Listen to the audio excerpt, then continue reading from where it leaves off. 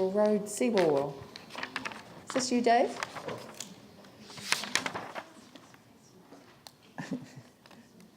Yeah, we put this back to Skirt for the inquiry made, and Skirt did consider a like-for-like option, replacing the existing concrete retaining wall, which was effectively a wall on top of a whole pile of rocks, and basically they decided it was not an appropriate resilient structure to be built. So they looked at a couple of other options, and I think one of the ones that they're talking about was a double sheet wall vertical tied into the bottom with some cement. But again, they felt that from an earthquake perspective, they both had a very low resilience. So that the option that they've come up with is a high resilience. Now, what they've come up with, and that's exactly what the HIG's done, they've agreed to approve on those technical recommendations.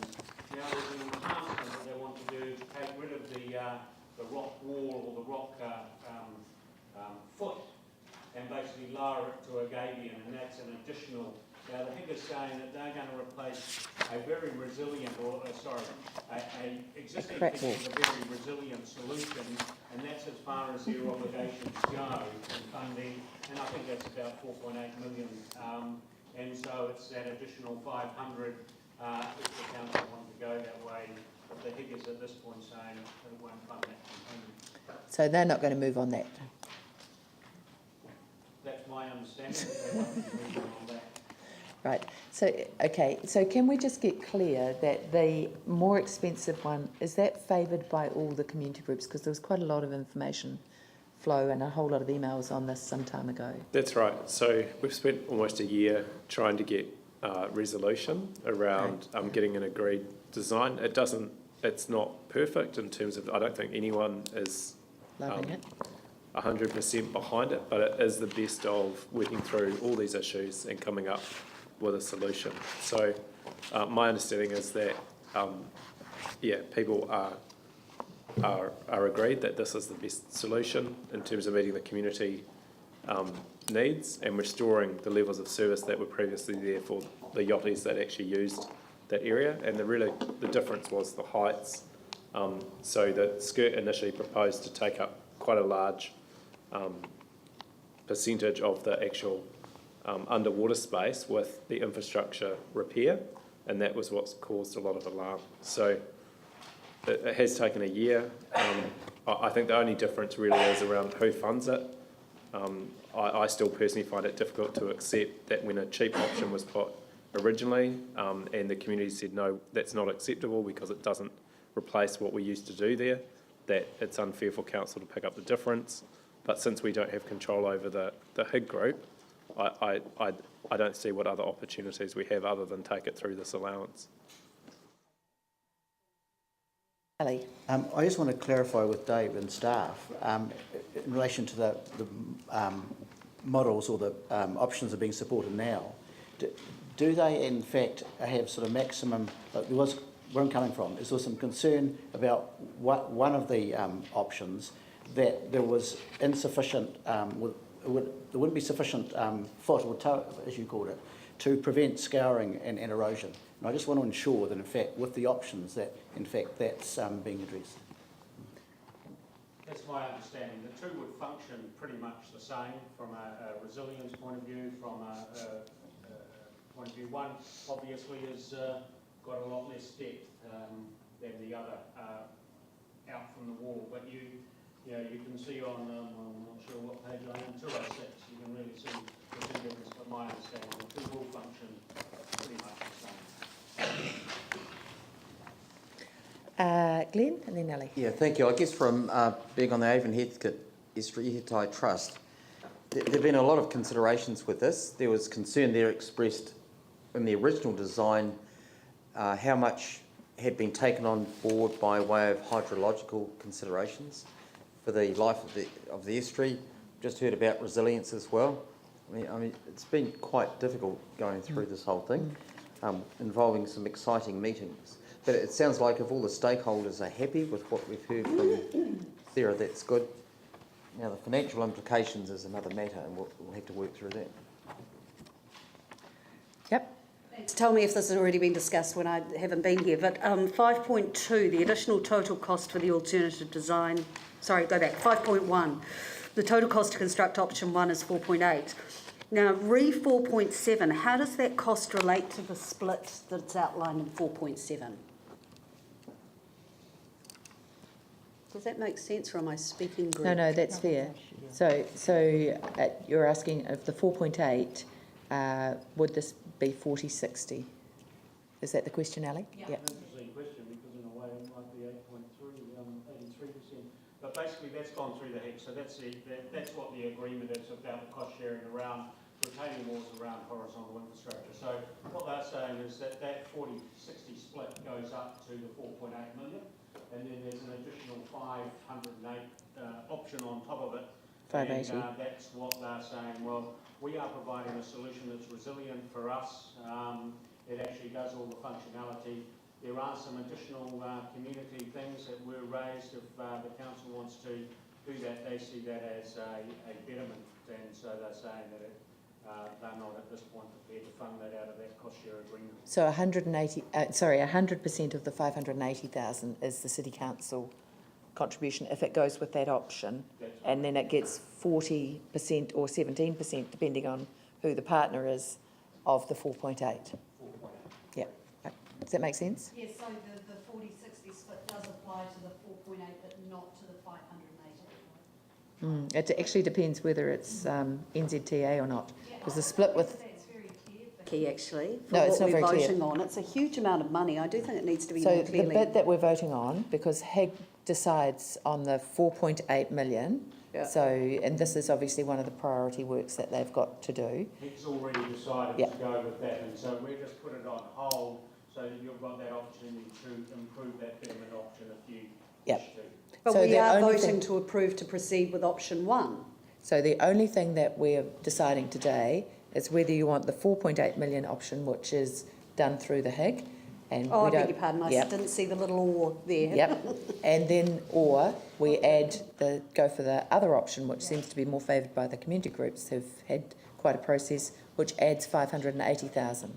Is that right? Possibly talking about those two options of, basically 6.1 is we just go with what the HIG's got, it's all Yep. 40/60 split.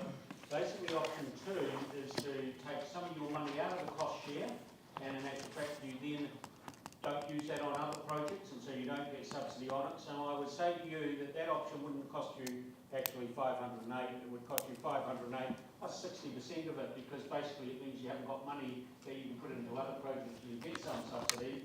The third option is actually bringing it out of the Facilities and Infrastructure Fund, which isn't really a fund anyway, it's borrowing, as Yes, we know, yeah. know every time we talk about it, but it's that fund that we don't actually have. Have you noticed that he's woken up? He's quite animated now.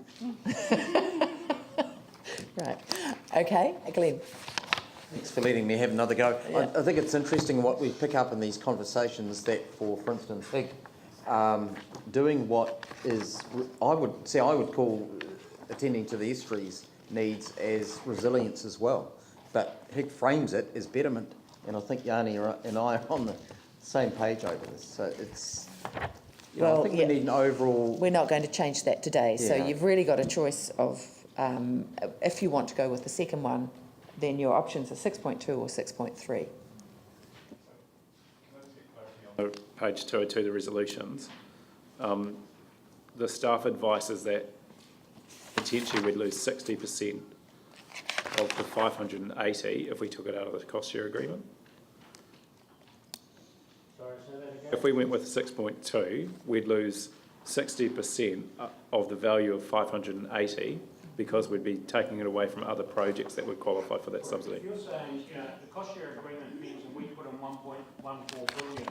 So if you use 500,000 of that money of our share, it means that there's no potential the other side of it.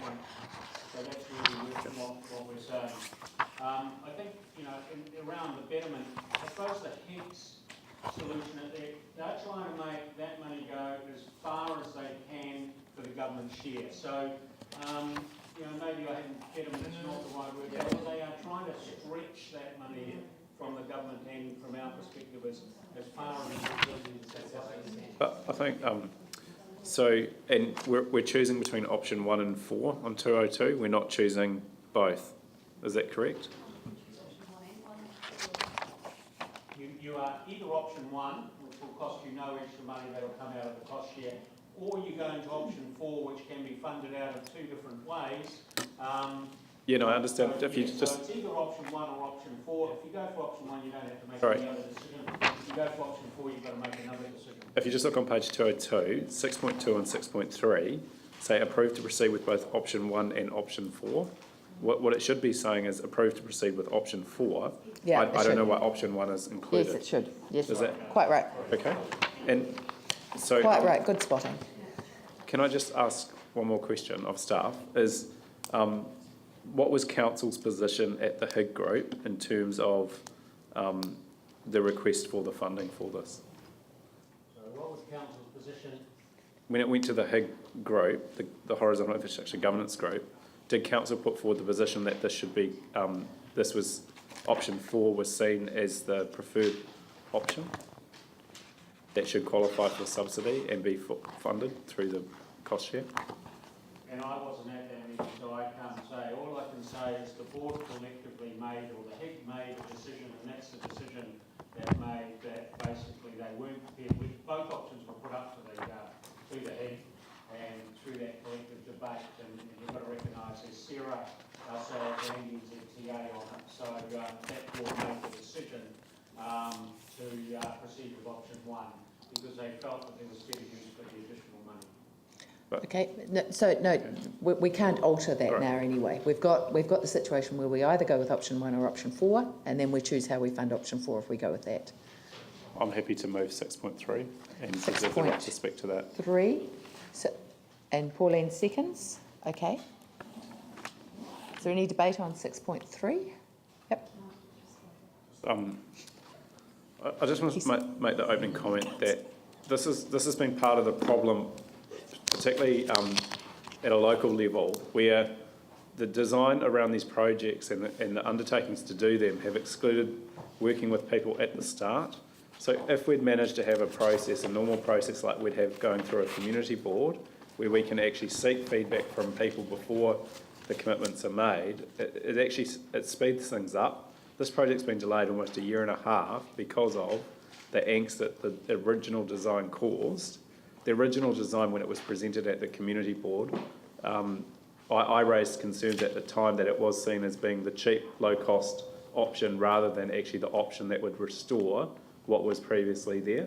And I think that's really at the heart of this debate. Now, I feel really angry that we can't change the HIG decision, but I accept that, we need to keep this project moving.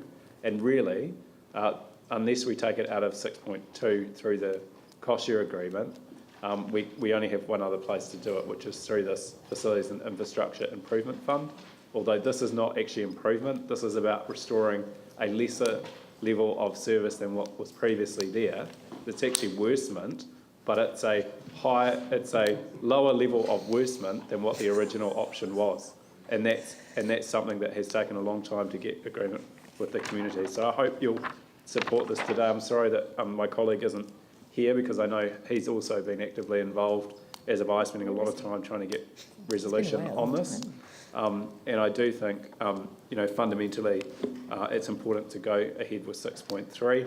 I personally would have liked to take it out of 6.2 until I'd heard that would actually cost a lot more than the money because of the way the subsidies work. So My that's why I'm hunch is going that with this might go 6.3. through if you just... Is that right? Yep, okay.